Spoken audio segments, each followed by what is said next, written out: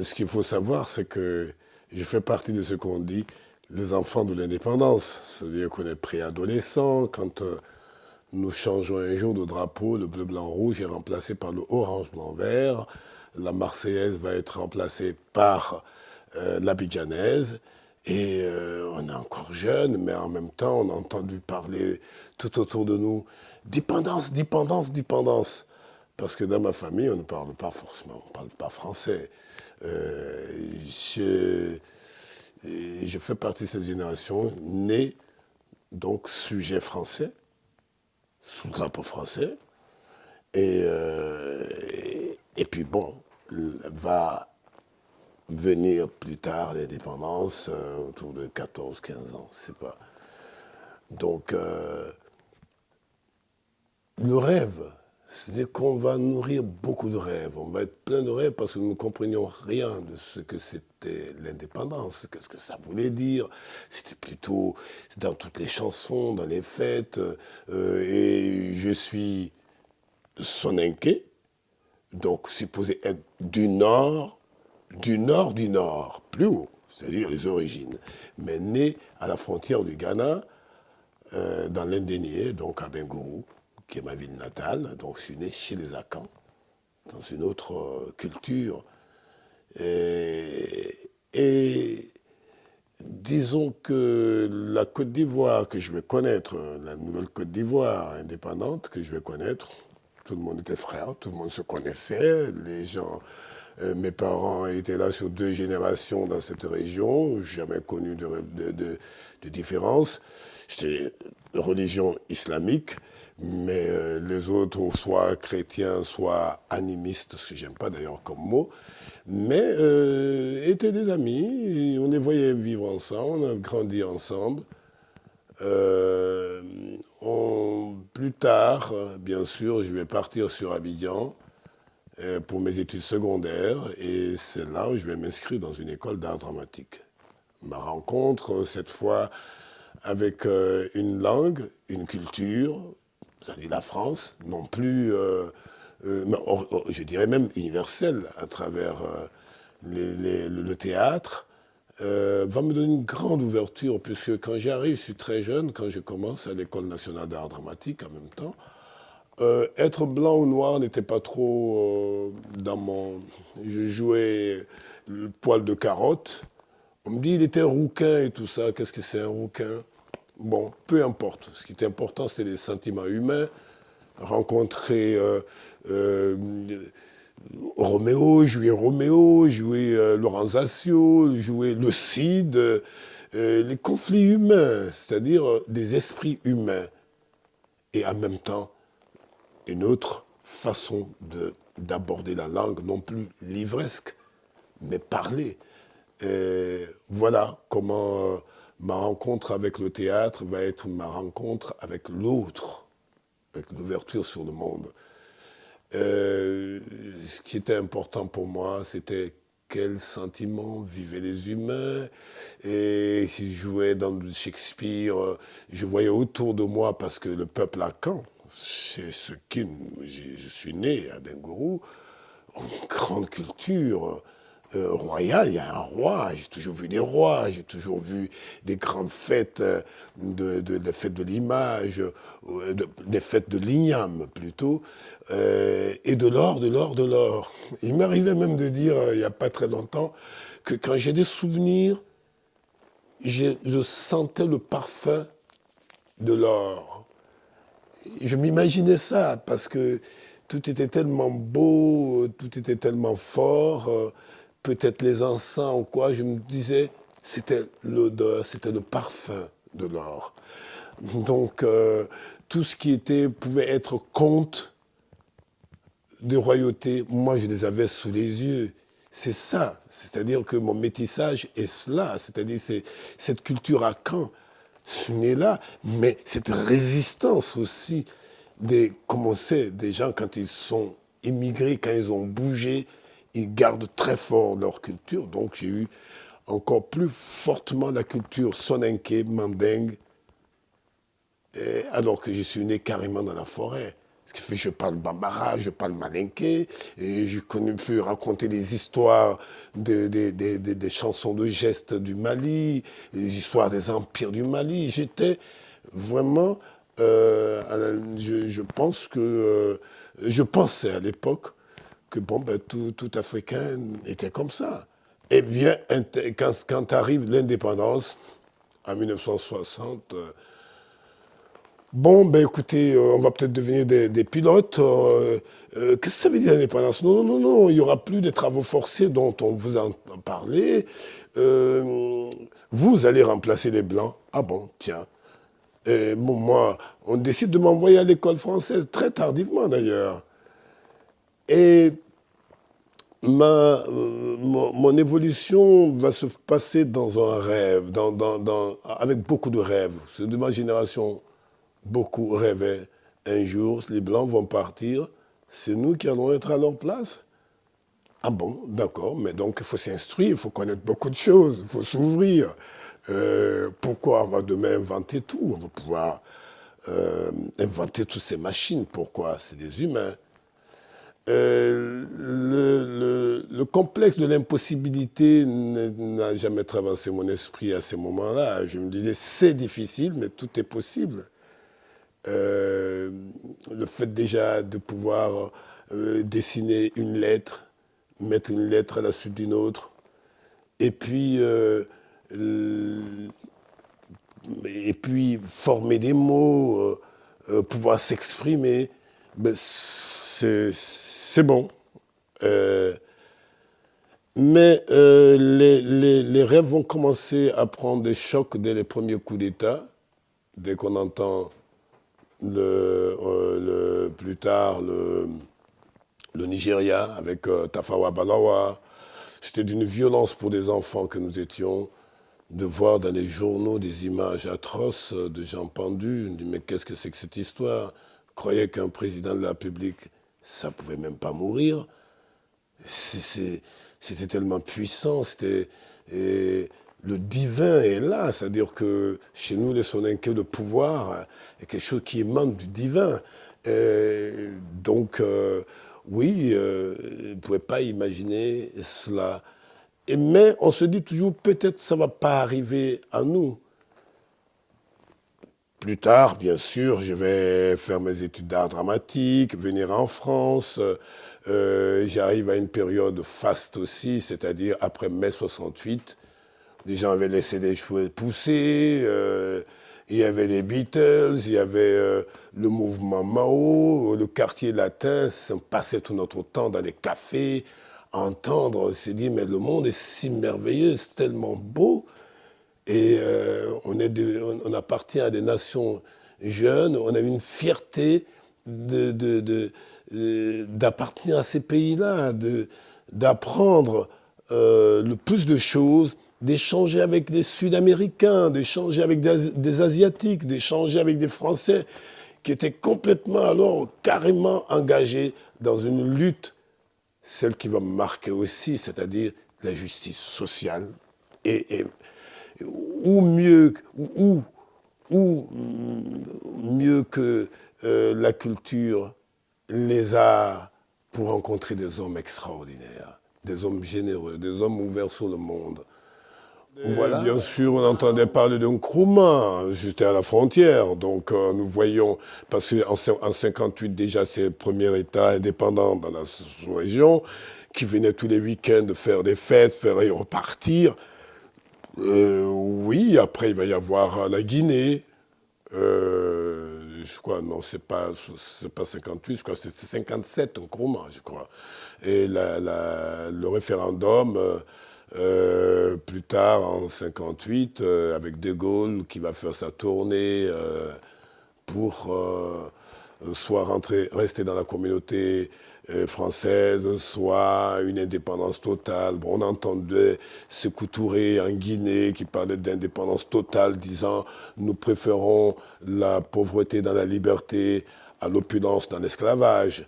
Bon, Tous ces gens étaient un peu des références. Et Lumumba, bien sûr, qui va vite disparaître et devient un héros pour nous. On dit, mais pourquoi? Mais on était encore trop jeunes pour pouvoir cerner tout ce qu'il y avait autour de ces vagues d'indépendance qui nous sont tombées dessus comme ça, comme une pluie dans le désert. Et puis bon, l'Algérie, on entendait parler de l'Algérie, mais ça a été des guerres pour arracher l'indépendance. Nous, ça nous a été donné. D'accord? Mais en même temps, j'étais un peu inquiète de voir que finalement, ce on, on mettait plus en évidence à cette époque-là, c'était plutôt le côté fest, les chansons. L'indépendance était dansée.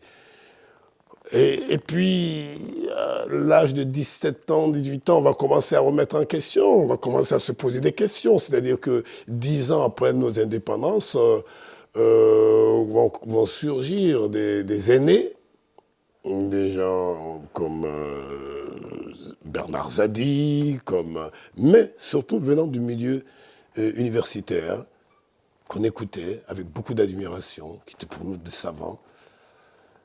Euh, Quand je suis amené à me confronter ici, à apprendre, je dis, avec, autant bien avec des Français, ou d'aller en Pologne étudier le théâtre, et comprendre la complexité des systèmes qui se sont succédés dans ce monde, pourquoi les jeunes remettent tout ça en question.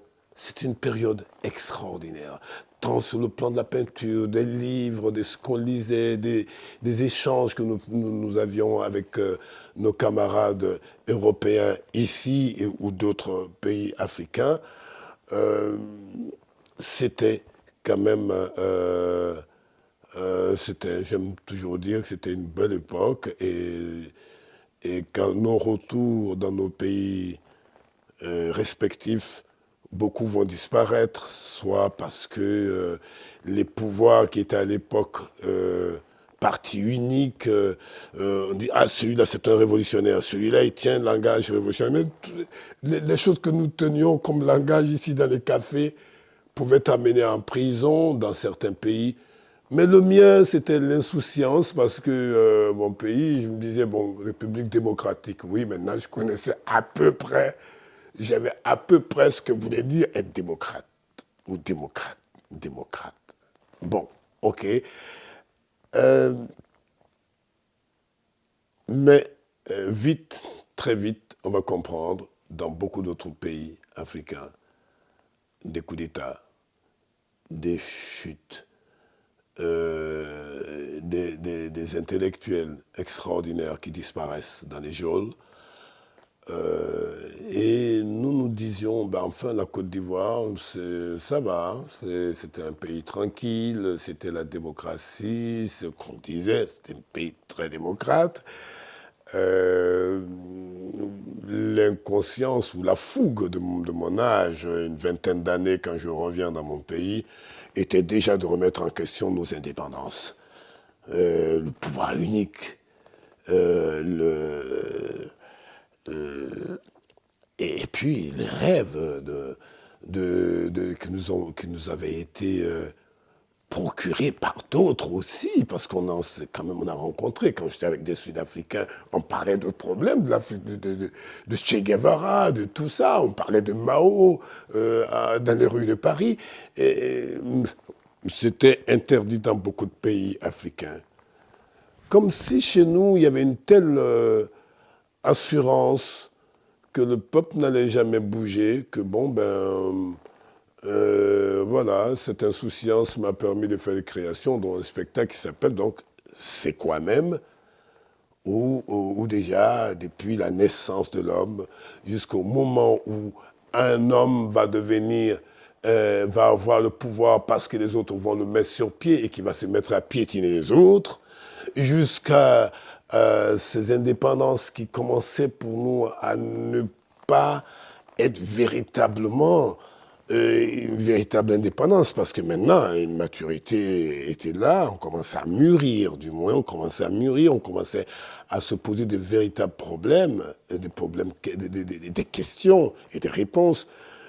Et puis, cet effet que nous connaissons, c'est que le théâtre, pour lequel j'avais été formé ici, remettait en question tout le temps les sociétés. C'est-à-dire c'était un espace de remise en question, un espace de réflexion critique. Mais du moment qu'on me disait pas arrête, ben je créais.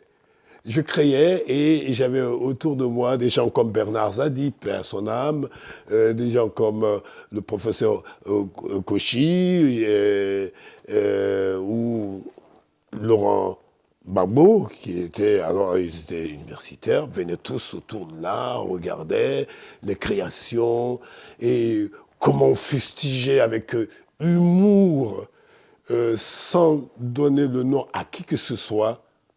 Et j'avais très vite compris à ce moment-là qu'avec une pièce de Molière, je pouvais critiquer mon présent, je pouvais interpeller mon présent, c'est-à-dire mon présence de l'Afrique, et découvrir que les grands esprits sont les grands esprits, qu'il n'y a pas de temps, il n'y a pas de pays, il n'y a pas de couleur.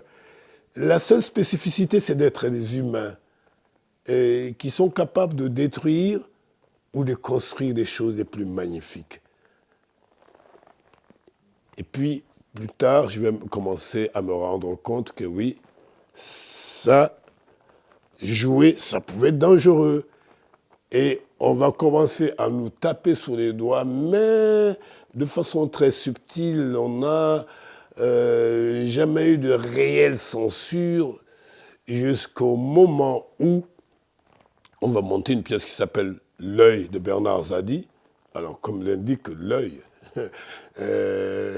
les yeux n'appartenant plus qu'à ceux qui sont au pouvoir, que quand un homme du peuple perdait son œil, quand un homme, quand une personne de la haute société perdait son œil, c'est un œil du peuple qu'on allait, des hommes du peuple qu'on allait arracher à la place. Donc, une sorte de mise en garde par Bernard Zadi à l'époque.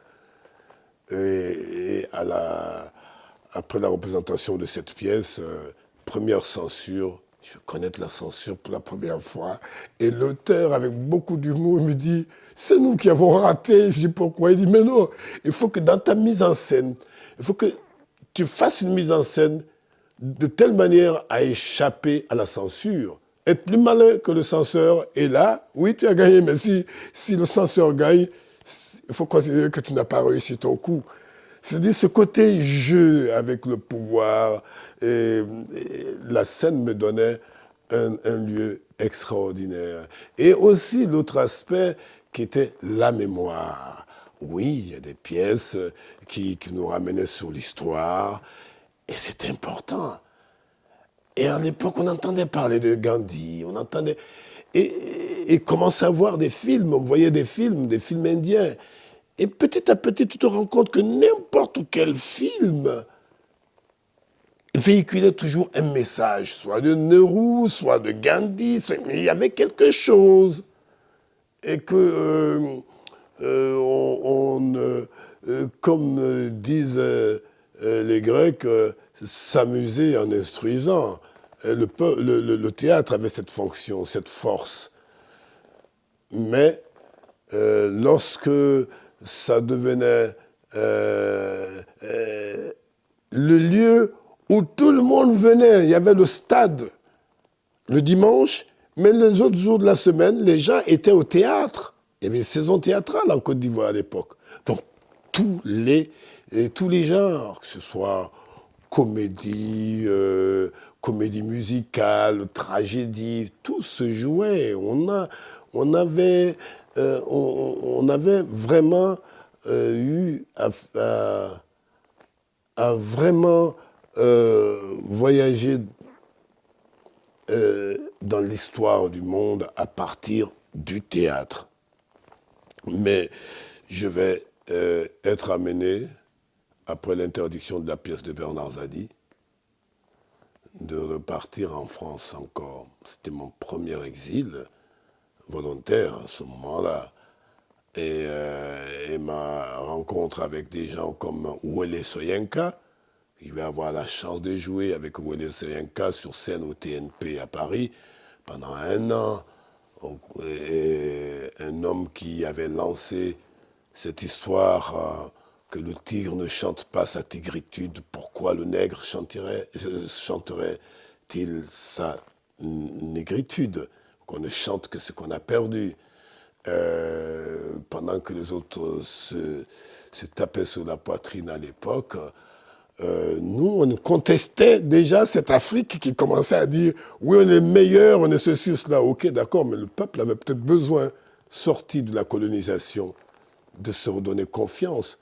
Mais nous, on était déjà un cran au-dessus de cela, d'aller au-delà, de dire le monde, là, on va le faire avec tous ceux qui ont pratiquement la même vision de justice et de lutte pour le peuple.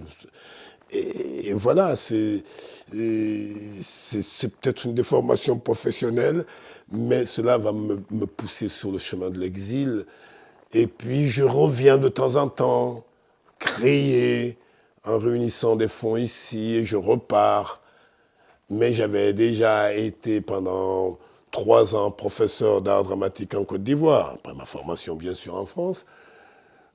Et laisser tout ça et repartir parce que j'étais encore jeune. Je me sentais jeune, quand on a 24 ans, on est encore 24, 25 ans. J'avais peur d'une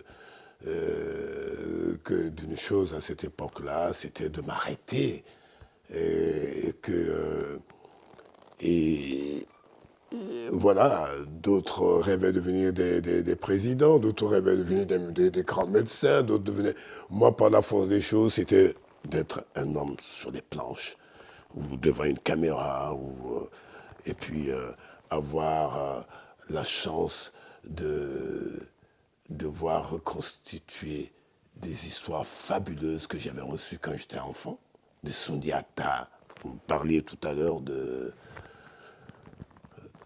quels sont les personnages auxquels je me suis identifié? Ils sont nombreux à ces moments-là. Il y en a qui étaient même avec des yeux bleus, peu importe, mais c'était cette grandeur, cette dignité, cette notion de la justice qui faisait que, bon, tiens, celui-là me plaît, tiens, celui-là dit quelque chose de très fort. Bon, voilà, tout était à construire, mais les embûches vont commencer. Et on ne sait pas ce qui s'est passé.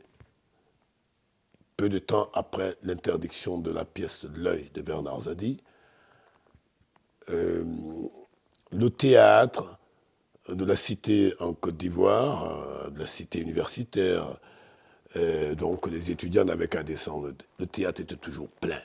On parle football ou on parle théâtre. Donc rien ne pouvait freiner à cette époque-là, le rêve pour nous on était aussi, on pouvait être aussi efficace qu'un scientifique. Et que je reviens en Afrique en 92 en décidant de dire, bon, ben, j'en ai assez. Il y avait 801 Maliens qui avaient été mis dans un avion à l'époque, qu'on avait viré de la France. Je dis, mais moi, je ne me vois pas dans un charter forcé comme ça. Non, non, non, non, non. J'avais rencontré des hommes tellement merveilleux ici que, oui, je me sentais aussi français. Mais une autre France, cette France de la justice, de la liberté, des droits de l'homme. Ah oui, mais oui, je vous dis, je suis né sujet français, donc aucun complexe. Mais je combattais la France qui, elle, pouvait être destructrice pour elle-même comme pour les autres. C'est que tout ça fait partie de l'homme. revenir juste au moment du multipartisme avec cette fierté. Et puis, un ami que j'avais qui s'appelait Laurent Gbagbo, qui était un aîné, bien sûr, comme je disais tout à l'heure, qui était tout souvent à côté quand j'étais en train d'écrire. Ça, c'est pas une histoire logique. Ça, c'est pas ceci. Moi, j'étais un créateur. Je voulais voir des choses en images sur scène. Et les symboles, comment faire en sorte qu'un texte aussi intellectuel style soit perceptible par quelqu'un qui n'a pas été à l'école. Comment faire comprendre ce que renfermait Antigone de Sophocle, le pouvoir, à quelqu'un qui ne sait même pas lire et écrire. C'était ça qui était intéressant. Et à ce niveau-là, la censure, elle était tout le temps derrière nous, puisque les censeurs ne savaient pas que tout ne résidait pas seulement que dans les mots, dans les textes. C'était simplement des informations, des leviers qui nous permettaient d'aller loin, d'exprimer ce qu'on voulait. Je vais être encore obligé parce que le président Laurent Gbagbo va se faire à l'époque, l'opposition existait maintenant, après au moment du multipartisme. Je vais apprendre qu'ils ont été arrêtés, ils ont fait des marches, qu'il y a eu des casses, enfin, et tout. Ah tiens, peut-être j'allais dire bonjour au grand frère. Et quelqu'un vient de la prison pour me dire, il dit que toi, là, faut pas que tu ailles en prison, que tu ailles lui rendre visite. Je dis, mais comment ça? Quand il y a une calamité, il n'y a plus de problème. Tout le monde va pour consoler les gens, tout le monde défile. Je peux pas. Il dit non, j'ai pas envie qu'il voulait pas que tu aies des problèmes au cas où tu viens, parce que une relation est faite entre ce que tu sors sur scène, ce que tu dis sur scène, et ce qui peut être une action politique. Non, je n'étais pas apolitique, pour ainsi dire, mais j'avais mes convictions. Et je tenais à ces convictions. Vous pouvez dire, oui, mais ça, c'est pas bon, ça, on fait pas ça. Hein, ah bon, d'accord, ben écoute, moi, j'ai vu faire ça. J'ai vu un spectacle magnifique, la première fois j'avais mis le pied en France, qui s'appelait Orlando Furioso, par des Italiens, où les acteurs, c'était sur des scènes qui étaient sur des roues dans les halles, et puis ça bougeait de tous les côtés. Bon Dieu, c'est-à-dire tout avait éclaté, le théâtre, un rideau, tout avait éclaté. C'était une période où tout était possible. Il fallait simplement, avec l'imagination, aller le plus loin possible. Donc, même la forme du théâtre, le cercle. Et oui, le cercle, il vient depuis la nuit des temps. Les contes se font tous les cercles. Donc, j'ai plus de barrières, sauf ce que je sentais injuste ou ce que je sentais de mauvais goût. Mais j'essayais d'aller le plus loin possible, comme un jeune homme de mon âge, à l'époque, pouvait rêver. Parler de sa société, parler de ce qui le préoccupe, de ses rêves, de ses cauchemars, de ses angoisses, parce que oui, les guerres avaient commencé, il y avait eu déjà des guerres, il y avait eu la guerre du Nigeria, il y avait eu trop d'atrocités, et prier que l'homme devienne un jour meilleur pour éviter des dérives. Et puis, nous allons nous trouver à un moment où justement, ce que je viens de citer, tous ces universitaires, les échanges, les lectures, se dire, mais attends, est-ce qu'une souveraineté serait possible s'il n'y a pas eu le travail culturel à la base? Ça, oui, nos spectacles commencent à donner des clins d'œil sur certaines choses, mais on va arrêter le théâtre parce que la pièce de Zadi arrêtée, je repars encore à l'exil. Oui, je pars à l'exil, et quand je reviens en 92,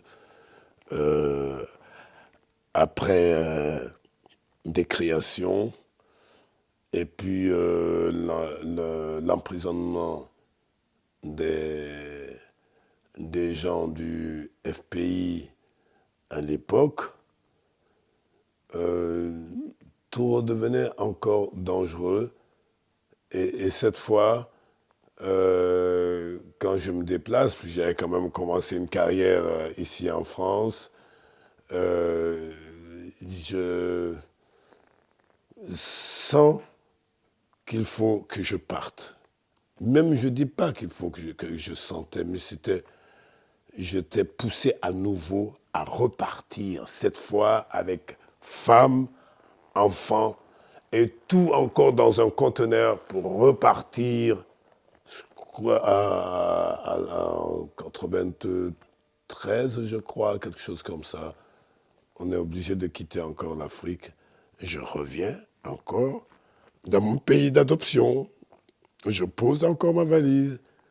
Et je vais faire mes va-et-vient, bien sûr, en allant dans tous les pays, dans beaucoup de pays africains, grâce à la coopération française, aller faire des stages au Niger et dans d'autres pays, aller former, parce que j'adore former ça, j'adore transmettre ce que je reçois. Cela vient de ma culture, du côté maternel, c'est des chèques, c'est des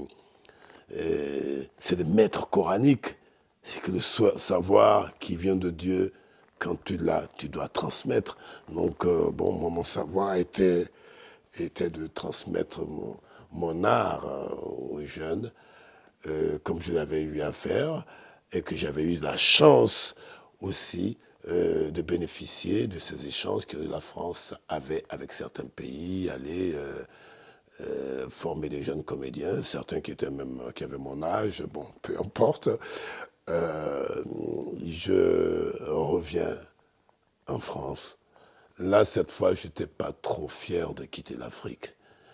Mais et quelqu'un disait, oui, si vous aimez trop l'Afrique, elle vous avalera un jour. J'ai eu à apprendre ça dans une réplique d'un film français dans lequel j'avais joué. Mais que peut-on faire contre son destin? Très difficile. Maintenant, comme je dis, je ne faisais pas de la politique, mais je ne peux pas être, je ne peux pas être passif, un spectateur passif. J'avais envie que les gens comprennent que à travers nos moyens, nous, qui étaient l'art, on puisse passer euh, un certain nombre de messages, parce que ce qui avait été négligé, qui nous avait amené là, et je le dis jusqu'à aujourd'hui, ce que nous vivons, que ce soit au Mali, en Côte d'Ivoire, en Côte d'Ivoire, parce que c'est ce qui me préoccupe beaucoup plus aujourd'hui, les autres bien sûr aussi, mais c'est ce travail qui n'a pas été fait. Je le disais lors des manifestations qui ont marqué les 50 ans de nos indépendances à Yamoussoukro, que beaucoup de dérives, c'est lié au fait que la culture, à un moment donné, les dirigeants ont dû se dire, si ça continue comme ça, si cette prise de conscience continue, il est évident qu'on ne peut pas rester président 40 ans. Ce n'est pas possible. On peut, alors à ce moment-là, un peuple qui était mais fou de culture va se retrouver plus de théâtre, Abidjan, oui, que la salle du Centre culturel français, le théâtre de la Cité qui était plein de mardi à dimanche, avec débat les après-midi. On dit non, les gens ils vont là-bas, ils font des révolutions, ils parlent de choses, on ne peut pas. Ce théâtre va être fermé, le public va se retrouver plus de théâtre, en tout cas plus de manifestations culturelles qui amènent à la prise de conscience. On danse, on prend l'aspect d'entertainment, comme on dit, de divertissement, et puis on dit, bon, ça va, On va pouvoir accueillir des chefs d'État dans dans les aéroports. On va danser, on va chanter, on va fêter, mais voilà, mon pays va connaître cette période. C'est important que j'en parle parce que moi, j'ai pas arrêté. Je dis, j'ai travaillé sur toutes sortes de spectacles. Mais en France, ici, je travaille avec toutes sortes de metteurs en scène. Euh, quand je vais revenir, c'est dans mes va-et-vient, venant former des gens pendant 2, 3 mois, au partir, j'arrive pour tourner mon second long métrage comme réalisateur. Et à ce moment-là, le président Laurent Gbagbo venait d'être nommé comme président. Et j'étais sur les démarches de ce spectacle, de ce film qui avait commencé sous le président Bédier. Mais ça sentait déjà très mal. Et je faisais partie des victimes. Je crois que j'ai été... Tu es devant la scène. Et les seules choses qu'on pouvait de fois te reprocher, parce que tu es dans l'exigence, tu penses que oui, mais Sidney Poitier, Gérard Philippe, oui, tu en es un, et tu as cette fierté, mais tu te rends compte que oui, mais il y a des choses qu'on ne peut pas trop t'autoriser. Et dans tes créations, que si tu n'as pas su feinter la censure, tu vas tomber dedans. Et à ce moment-là, Roue libre, le sujet, qui était déjà enclenché sous Bédier. Après, il y a eu le coup d'État militaire. Et il y a eu... et Gbagbo va venir au pouvoir. À ce moment-là, je suis là je suis plus loin de commencer le tournage de mon film. Il me dit, il y a le palais de la culture qui est là, tu vas t'en occuper? Je dis, non, non, non, tu plaisantes ou quoi? Moi, non, ça ne me dit rien du tout. J'ai été déjà professeur pendant 3 ans à l'Institut national des arts. J'ai souffert de rejet parce que tout de suite, il y avait un footballeur qui s'appelait Laurent Pokou. Et puis il y avait un bonhomme avec des dreads qui s'appelait Sidiki Bakaba, qui était sur les poitrines de tout le monde, les t-shirts et tout ça. C'est devenu une célébrité, je ne comprenais pas pourquoi. Et c'était comme ça. C'est adopté de tout le monde. Je connais mon terrain, mais j'ai souffert trop de cette ivoirité qui avait commencé dans les années 92 contre le président Alassane Ouattara, alors Premier ministre. Mais moi, c'était un terrain plus dangereux. Tout le monde sait ce que c'est quand même d'être au devant de la scène. La jalousie, elle est humaine. Les envieux et tout ça. L'Ivoirien n'avait plus dans la bouche quand il voulait rejeter quelqu'un, il disait, celui-là, oh, d'ailleurs, c'est un étranger. Donc moi, je vais connaître cette histoire d'ivoirité depuis les années 90, au point que, en France, quand je suis invité au gala de l'Union des artistes, où on voit pour la première fois un noir au gala de l'Union des artistes, un noir, un Africain, pendu avec les dents à 20 mètres du sol, les Ivoiriens disent non, c'est d'ailleurs pas un Ivoirien. C'est-à-dire que j'ai commencé à sentir que c'est dangereux dans mon pays. Tout ce qui était excellent était... L'Ivoirien disait, oh ça d'ailleurs, après tout, c'est pas un Ivoirien. Mais je dis au président Laurent, mais attends, on va me fatiguer encore ici. Comment je vais faire croire à ces gens-là que je ne suis pas né dans la République de Côte d'Ivoire, je suis né sujet français dans un pays qui s'appelait l'AOF, qui faisait partie de l'AOF, et que je ne connais rien d'autre que ça, que ce que je fais, c'est la fierté des miens, que quand je suis heureux, je pense à mon village, à me dire, ah, si j'étais chez moi, j'aurais partagé ce moment avec ceux qui m'ont vu naître. Laisse tomber, il me dit, fais ton travail, et je vais donc accepter de m'occuper de ce palais de la culture quel bonheur, c'est-à-dire, il y avait un bâtiment extraordinaire, 4 salles, dont une de 4000 places, une de 1500 places, une de 700 places, une de 500 places aussi, mais sans âme. Et quel amour pour quelqu'un comme moi de dire ça là. On dit que c'est un bateau indirigeable. Eh bien écoute, moi je vais m'occuper de ce bateau. Donc avec l'administratrice, on va partir, on va commencer à rêver. Pourquoi il n'y a pas d'enfants? Ça m'embête. Parce que plusieurs années, ce théâtre de remise en question, de joie en même temps, bien sûr, a disparu. Les gens ne vont plus au théâtre. Il faut donc aller à la reconquête du public. Mais comment vous voulez faire? J'ai compris que des gens qui avaient 30 ans, qui n'ont jamais eu affaire à l'art de réflexion ou de critique, pouvaient ne pas venir, ou ils s'ennuyaient. Il faut qu'ils soient dans des maquis, qu'ils boivent, qu'ils chantent. Il faut commencer à l'origine, à la base. Et plutôt que d'être affecté par le problème de fois de rejet que je considère comme attends, j'ai connu le racisme dans le monde en bougeant.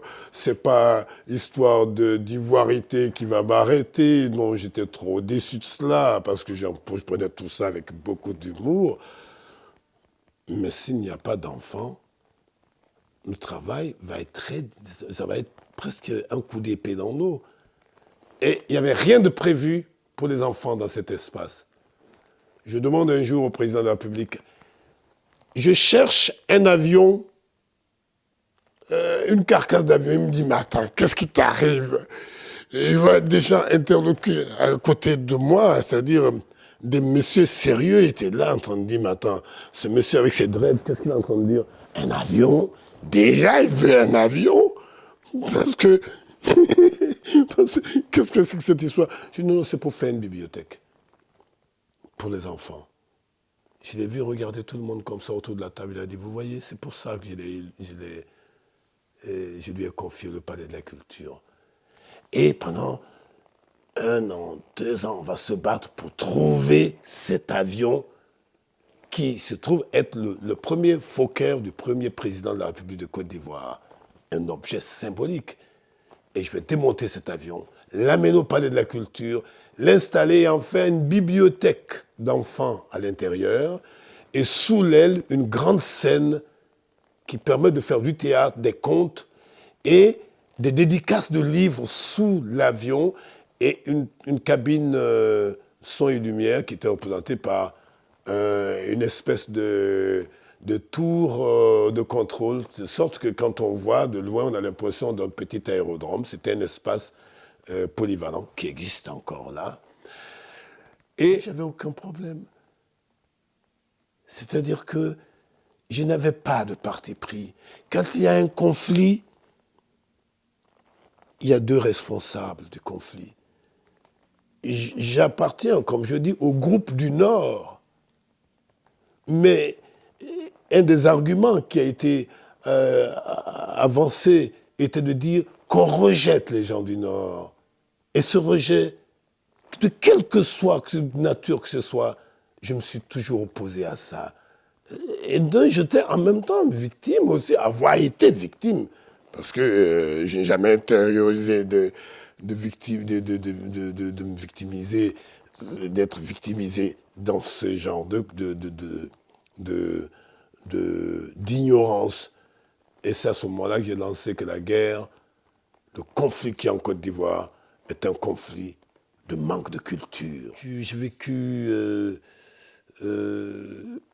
donc de 2002 jusqu'à maintenant, de 2000 à maintenant, j'ai vécu, j'étais témoin, je dis le jour, la nuit du 18 septembre au 19 septembre en 2002, j'étais justement en train de finir les répétitions de l'homme sur le parapet du pont au bord de la lagune, parce que j'ai dû construire une scène qui ressemble à un pont pour qu'on ait la lagune vraiment derrière. Et j'avais une atmosphère terrible, lourde. tout le monde dit, ouais, il faut rentrer, sur-rentrer, ça a été bam, bam, bam, bam. Donc, voilà, la rébellion, ça avait commencé, le pays est divisé.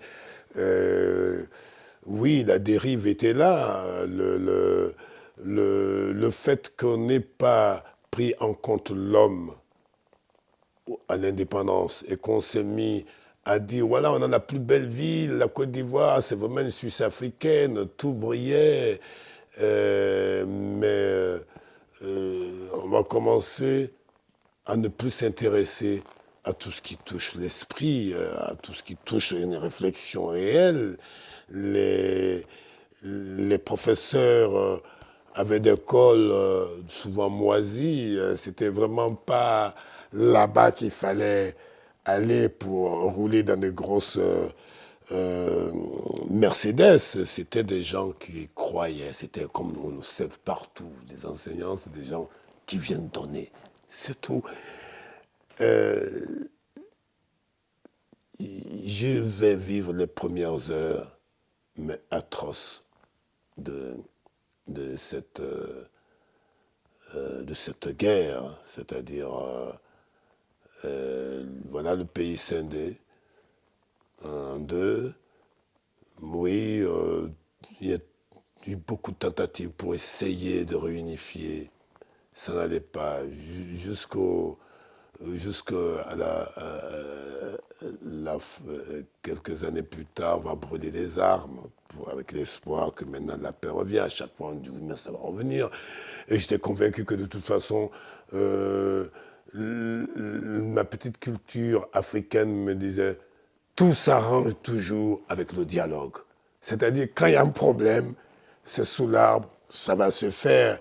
Un jour, ce pays va être réunifié, on va repartir. Il y a des gens qui ont connu des crises plus violentes que ça, et c'est devenu des grandes nations, en dépit de tout cela. Donc, ma foi en cela va me retenir.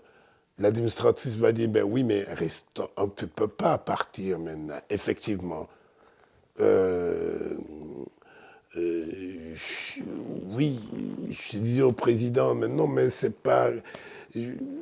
J'ai une notion dans la vie, je pense que j'étais venu peut-être faire 2 ans, mais c'est vrai, c'est qu'il fallait mettre le train sur les rails.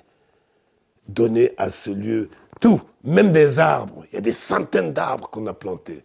Que chaque personnalité qui venait dans ce pays, dans ce palais de la culture, qu'ils soient des artistes ou des politiques ou des journalistes, je leur demandais de planter un arbre. J'ai fait le palais qui est aujourd'hui, c'est ce que nous avons fait. Et puis la mémoire donnée à tous les murs de ces 4 salles des photos, des portraits de ceux qui avaient participé à la création qui avaient participé à la culture de ce pays depuis les années 50, étaient là. C'était plus des murs muets, c'était l'histoire.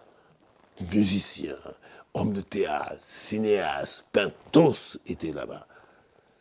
Et oui, ça veut dire qu'il fallait un temps pour le faire, mais je pensais que maintenant tout était en place, je pouvais partir et laisser la place à quelqu'un d'autre, parce que ce qui m'a toujours fait de peine en Afrique, c'est que j'ai quand même vécu dans un pays où pendant plus de 30 ans, le même président est resté. Et que quand je suis venu en Occident, ah non, le pouvoir, ça tourne. Écoute, il faut qu'il y ait d'autres, peut-être un de mes élèves va prendre la place, ou bien quelqu'un d'autre qui est pressé de voir vite partir cet étranger, entre guillemets, s'éloigner, et va peut-être prendre la place, mais il faut que chacun apporte de lui-même pour continuer. C'est-à-dire que tous ceux qui rentraient, tous les chefs religieux qui avaient fini par réunifier dans ce palais de la culture, parce que ma chance, elle est comme un destin. La première grande manifestation qui va se passer au Palais de la Culture, quand je suis nommé, ça va être comment ils ont appelé ça, le forum de la réconciliation que le président Laurent Gbagbo avait promis en venant pendant 2 ou 3 mois. Tous les Ivoiriens vont défiler. tous les partis politiques, toutes les ethnies, ils vont venir se dire des 4 vérités. Tout ça à la recherche. Mes élèves qui étaient des jeunes, on est tout le temps dans la salle, on assiste, on prend des notes, on va, ensuite on travaille. C'est-à-dire que on va anticiper même sur comment la Côte d'Ivoire va devenir une paix. C'est-à-dire tout en montrant toutes ces personnalités qui défilaient. Donc, ce que le président m'a dit un jour, il m'a dit, c'est formidable parce que je voulais que tu fasses de ce lieu un lieu démocratique. Effectivement, ça l'était devenu. Et toutes les religions, toutes les grandes manifestations, que ce soit musulmanes, tout se passait au Palais de la Culture. Et tous les concerts, tout ce qui se passait souvent, c'était de dire que Dieu nous donne la paix, que Dieu fasse que ce pays aille dans le bon sens et que les frères soient soudés. Donc je suis témoin de cela. J'étais en première loge pendant ces 10 ans. Et j'ai fait filmer sans arrêt. J'ai fait filmer, j'avais une équipe d'audiovisuel aussi qui filmait. Ou alors je prenais moi-même la caméra pour aller à l'intérieur du pays. Il n'y avait pas de frontières pour nous. Oui, on arrivait, l'ONUCI nous accompagnait dans 10 villages où il y avait 2500 orphelins de guerre, dont Mme Bakaba était la marraine pour leur apporter des aides et des soutiens. On a eu à faire tout ça, tout en créant, tout en formant, tout en se souciant du rôle que chaque citoyen pouvait un jour jouer pour aller vers ce pays de rêve que nous avons connu. Nous avons connu un pays. Qu'à ce moment-là, le rêve qu'on avait était de ramener la Côte d'Ivoire telle qu'elle était, réunifiée avant de partir. Mais je ne m'appelle pas Atlas. Je sais que, oui, à un moment donné, il faut que je passe sur d'autres projets, sur mes propres projets. Il faut que j'aille encore sur... que j'aille donner différemment ailleurs, partager autre chose. Surtout, cette expérience des 10 années que je venais de vivre, plein en moi. J'ai pu faire un documentaire, et puis un autre documentaire en Amérique du Sud, découvrant la communauté noire de la Colombie, et puis un film qui s'appelait Côte d'Ivoire, terre d'espérance, pour dire aux Ivoiriens, regardez là, et j'ai fait les régions. Qu'est-ce qui avait été à l'origine de ce conflit? Bien sûr, le rejet de l'autre, la remise en question, le doute que l'autre vienne de là. Alors que, à regarder de très près, c'est un pays qui a une richesse énorme, c'est-à-dire humainement parlant. Nous venons tous de quelque part, ou du Ghana, ou du Burkina Faso, ou de la Guinée, ou du Mali, ou du Libéria, qui ont fermé Mais comme les gens ne connaissent pas leur histoire, comme cela n'a pas été la préoccupation des premiers indépendantistes qui sont venus au pouvoir, de dire non, non, non, sans le travail culturel, là, cette souveraineté ne sera pas. On est en face de gens complexés. Et oui, et qu'est-ce que j'étais moi si je ne m'étais pas confronté à des jeunes qui avaient remis leur pays en question? Je ne pense pas que je me serais posé des questions sur ce qui se passe en Afrique. Donc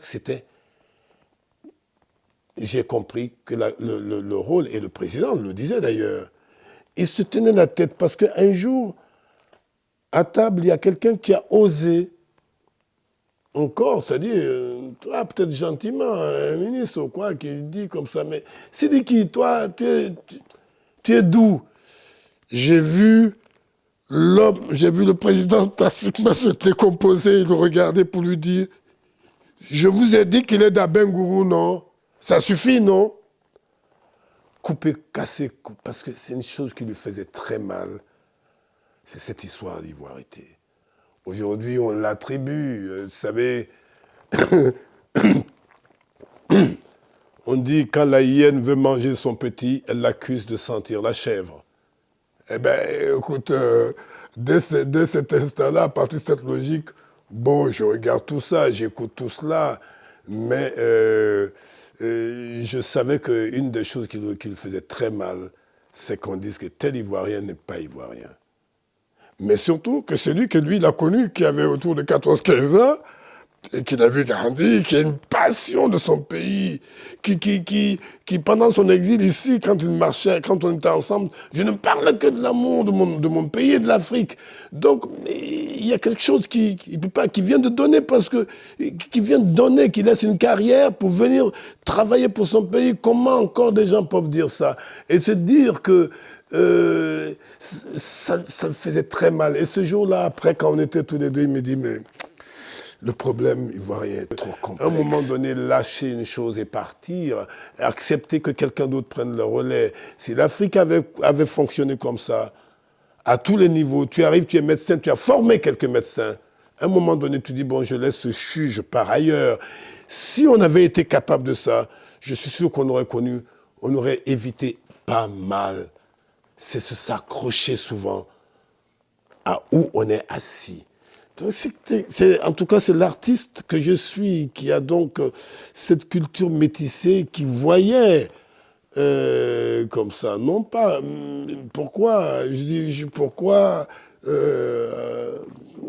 ne pas aller faire autre chose? J'étais sur cette lancée. Je vais vous donner un exemple.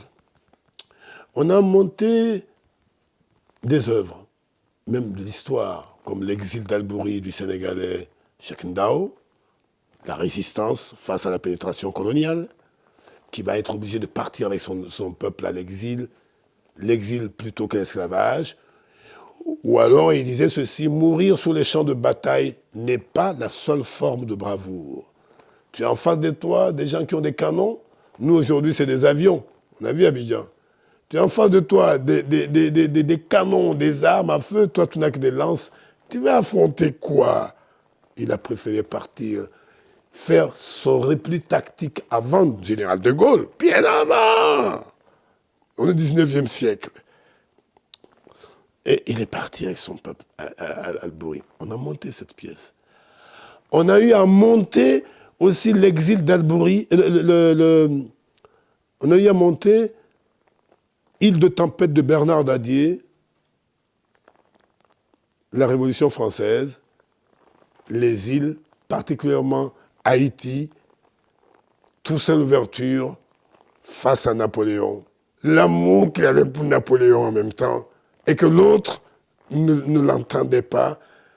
Une forme de solitude dans sa francité qu'il aimait, il était tellement fier d'être un général français. Et puis comment il va finir? Déporté. À la fin de cette pièce, le président de la République qui était venu à une des représentations se lève et monte sur scène. Il dit, Bernard Dadier, c'est l'auteur, est un visionnaire parce que la pièce est écrite en 72 et nous parlons de 1802 là. Il dit, je reconnais des pans de notre histoire présente dans cette pièce. Si j'avais vu cette pièce avant, il y a des décisions que j'ai eu à prendre, que j'ai prises durant mon mandat, jusqu'à ce jour, je ne les aurais jamais prises. Et il y a des choses que je n'ai pas faites que j'aurais dû faire pour montrer à quel point la culture était... Et il a dit, je demande pardon à tous les Ivoiriens de se déplacer pour aller au théâtre. Ce qui est un autre problème, c'est que on continuait à reproduire les mêmes dangers. Le pays était divisé. Mais combien de fois j'entendais pas dans la cour, quand des gens n'étaient pas d'accord. Oh, les gars, il a la peau un peu claire, oh, mais c'est un Mauritanien. Et quand même, le président Gbagbo, à un moment, a décrété que l'ivoirité, tenir le propos xénophobe d'ivoirité était un délit. Dans la même semaine, devant moi, j'ai assisté des gens qui rejetaient un de mes comédiens, alors qu'il est bel et bien de l'Ouest, mais il a la peau claire, quelqu'un le traitait d'étranger, et devant des militaires qui sont arrêtés, personne ne bouge.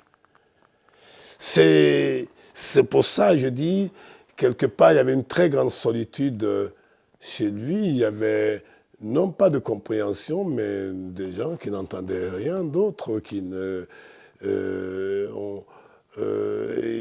qui n'avaient pas de réelle complicité de ces gens d'aller dans le sens qui pouvait être positif, qui pouvait faire en sorte que nous ne soyons pas à la guerre aujourd'hui, que nous soyons encore aujourd'hui devant notre rebondissement qui est de dire, bon, le mal est fait. Oui, le destin a voulu que je sois encore là, alors j'aurais pu ne pas être là, que je venais du Maroc, j'étais à Paris en train d'essayer de maintenant prendre mes repères et attendre qu'un nouveau directeur arrive pour que quelqu'un soit désigné pour que je fasse mes passations de service, que je lui montre comment fonctionne ce bateau. Je suis parti encore pour aller m'occuper du personnel. Quand je tombe dans ce moment, banque fermée, plus de ceci, je ne peux même plus revenir, je deviens otage. Et une chose étrange, ce jour-là, je saute dans mon taxi dans le 13e allant à l'aéroport. Le téléphone sonne, c'est Alpha Blondy. Il me dit, grand frère, qu'est-ce qu'il y a, ça va? Je dis, oui, je suis dans le taxi, je m'en vais en Côte d'Ivoire. Il me dit, ne va pas, il ne faut pas y aller, tu vas être un otage, ne le fais pas, grand frère. Il m'a parlé de là jusqu'à l'aéroport, il essayait de me convaincre de ne pas partir. Mais moi, je suis toujours dans le positif, je suis très optimiste. Ça peut même m'amener 2 fois comme aveugle, mais non. Et puis, à la limite, ce qui arrivera, arrivera. Mais j'avais des familles entières au Palais de la Culture qui attendaient d'être payées. Donc, il fallait que j'aille m'occuper d'eux. Si c'est dit ça, c'était simplement personnel. Mais je crois qu'on ne m'en aurait pas voulu sur le plan administratif que je ne vienne pas. Mais on n'abandonne pas un navire de cette manière-là. Voilà, mais voilà, donc otage. Et je suis dans la même rue que la résidence. Je suis à quelques 400 mètres de la résidence. Et devant chez moi est devenu, toute la rue est devenue un champ de bataille. Les gens sont là, les armes sont là, les blindés sont là. Même pour aller manger un morceau de pain, il faut que les militaires aient pitié, comme je bouge. Je prends mon crayon, qui est ma caméra, je filme. Et les boucliers humains, quand arrive le 10, je suis devant l'entrée, il y a cet hélicoptère qui me vise bien, et paf, je rentre dans un endroit, il explose, tout le monde est mort, découpé, je suis le seul qui sort indemne de ça. Encore, et je vais passer la nuit du 10 au 11 dans ce bunker où je croyais aller trouver un petit refuge pour que, si je rendais l'âme dans les heures qui viennent, mon épouse et ma famille aient un corps au complet. Eh bien, je vais vivre le bombardement toute la nuit pour finir devant des Africains qui me maltraitent encore, des frères ivoiriens à moi, peut-être des neveux à moi, alors que j'étais déjà blessé, que mon image avait fait le tour du monde. Non, non, non, je vais m'achever carrément. Et je perds connaissance, je me trouve dans la forêt assis devant un peloton d'exécution, des gens avec des fusils pointés sur moi et à ma droite des corps alignés. Et là, ces 3 Français blonds, sous leur casque et gilet, qui sont là, interposés entre des frères ou des fils ivoiriens et moi, disant, ce monsieur ne laisse pas là un type qui dégouline de sang, qu'est-ce qu'on en fait? C'est eux qui vont me sauver la vie. Vous voyez, mais tous ces moments que je vis, j'aurais aimé que ce soit simplement un cauchemar qui passe, mais je me rends compte que, eh oui, ce que nous appréhendions quand on avait 17 ans, 18 ans, qu'on entendait certains leaders africains dire, si l'Afrique ne fait pas le travail de fond après avoir été colonisé pendant des années et d'être divisé, on ne connaîtra pas la paix. Oui, c'est axé sur la culture comme Nkrumah, comme Modibo. Il y a eu ça. Mais cette négligence de ce que les pays asiatiques nous donnent comme preuve qu'ils reposent sur la culture pour un développement réel.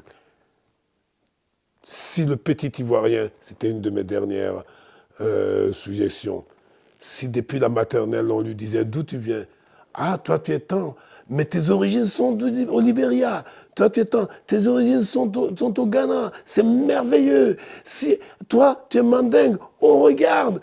Si chacun savait que cela était une richesse et non un tard, eh bien, on verrait de véritables nations. Et je crois encore à cela aujourd'hui. C'est-à-dire que si ce travail de fond n'est pas fait à partir depuis la maternelle, pour que chaque Ivoirien sache d'où il vient, qui il est, on est devant le problème actuellement. Hein?